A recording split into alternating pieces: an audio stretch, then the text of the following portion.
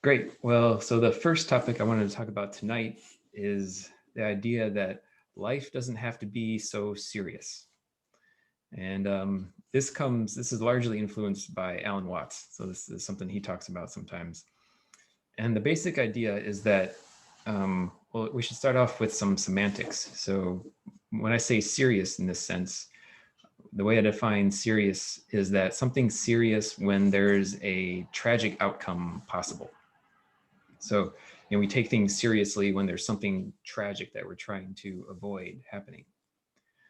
Um, and so life doesn't have to be quite so serious if we adopt more of an Eastern worldview rather than the traditional kind of Western worldview. So I talked about this last week in the some of the differences between Eastern and Western worldviews.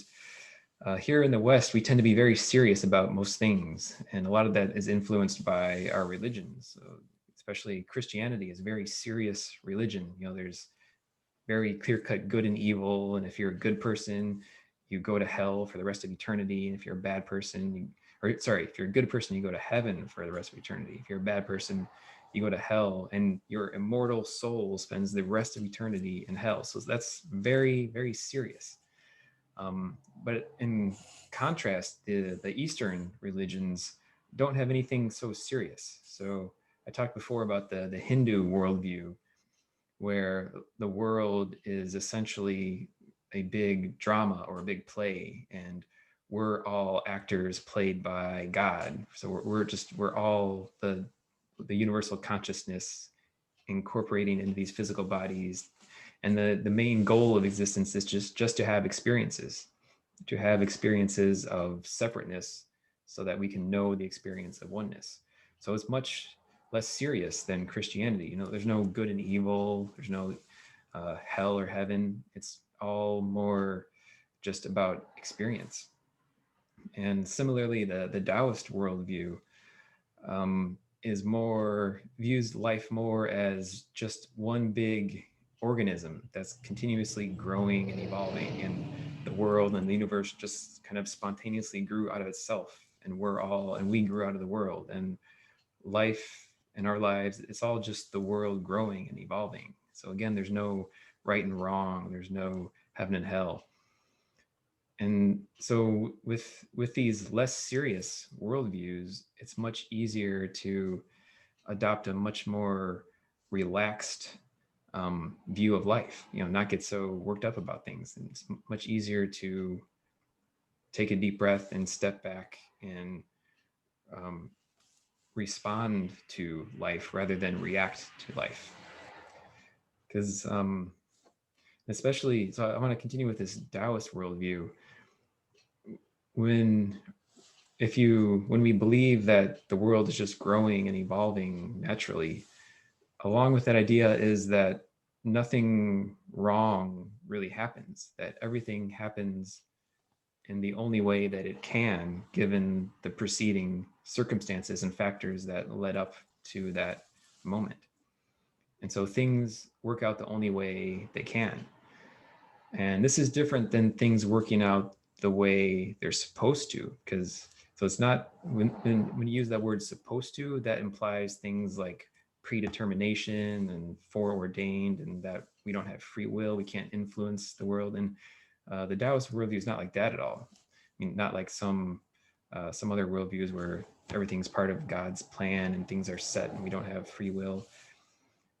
But in this Taoist worldview, it's just everything works out the only way that it can, given everything that happened before it.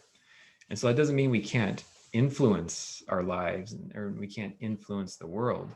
We can certainly try, and we can sometimes successfully, and we can change the course of our lives. We can change the course of the world. But if we fail to achieve the particular outcome that we're aiming for, that's still okay. It's not wrong. It's not bad. We're not going to go to hell because we didn't do something right. And so this just allows for a much more relaxed view of life compared to what we see in the world today. And so it's kind of like a garden. if you think of planting a garden, too bad Gina's not here to comment on it. But you can plant seeds, you can plant yams and beets and lettuce and kale or whatever you like to plant, and you can water the garden and weed it and add fertilizer or use goats to naturally fertilize it.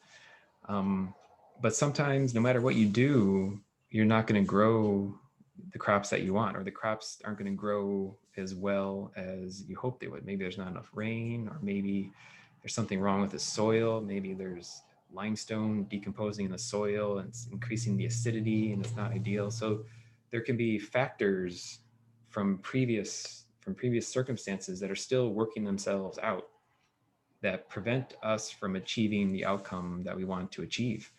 And that's okay, because that's just the way it has to unfold given what we've seen.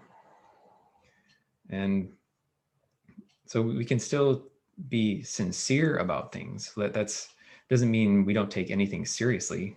Or it doesn't mean we can't put effort, there's no use in putting effort in things. We can still be very sincere, and I'm very sincere about what I'm doing here right now. But it's not as serious. It's not, there's not so much pressure to get things right, because there's no right and no wrong. Everything just works out exactly the way it has to. And so are there any questions on that idea? I agree. Yeah. Yeah, I guess this is probably no surprise to you guys. But I feel like so much of the world right now is very serious, especially politics and the news. And it's, kind of since the 4th century AD, when the Romans took over Christianity, politicians have been trying to convince us that things are serious since then. And I think it's just been a continuous succession since then of people trying to convince us that things are serious so that we'll follow them and do what they tell us to do. Because when leaders make things very serious, then that makes us believe that we need to do what they're telling us. Otherwise, tragic things are going to happen. And so, yeah, that's just I think important to keep in mind that there are. I don't want to sound like a conspiracy theorist, but there are people out there that want things to be very serious because it benefits them materially, especially the news and political pundits. Well, and kind of like what you're saying, Matt, is that what I see lots of times is it's a way of putting people in a position of fear, and then they become trapped in like the need to, like, they need help because they're afraid of things. And it's like, well, the outcome, maybe it's that, or maybe the outcome is something else. We just don't know yet. Yeah, exactly. All this seriousness, it creates fear for us, and that fear, a lot of this fear is created specifically to control people. And and I don't think there's one deep state or anything controlling everything. Don't get me wrong, there's not one force in the world trying to control us, but it's just lots of competing factors and factions out there, and governments and political parties and corporations. Everyone's trying to influence everyone else, and so it's just important. But yeah, I really feel like by adopting these other worldviews, it can help us just kind of relax and not be so scared, not so worked up about what's going on in the world. But at the same time, this isn't a call to just be completely apathetic about the world. Like I said, we can and we should try to make our lives better and make the world better. But we should also be okay if we can't.